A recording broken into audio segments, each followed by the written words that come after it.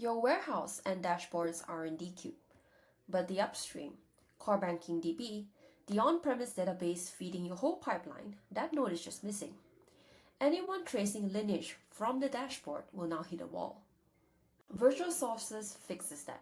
You can document core banking DB in Decube with full metadata, link in the lineage, visible in the catalog, even without a direct connection. Head to Integrations, Data Sources, click on the Create New dropdown and choose Create a Virtual Source. Give it a name, Core Banking DB, and you're in. It will then show up alongside your other connected sources. In a data source, you can then document tables, columns, and other asset types using the editor. Schemas, data types, definitions can all be edited within this editor to give more context to the metadata that you have.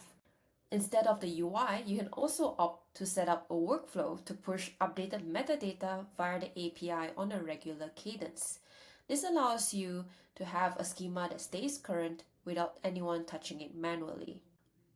Once you've added tables, data jobs, dashboards into the virtual source, they will be live in the catalog and be able to be wired into the lineage. So now your customers' data in your Redshift now know where it's getting data from, and so does everyone else who needs to trace it.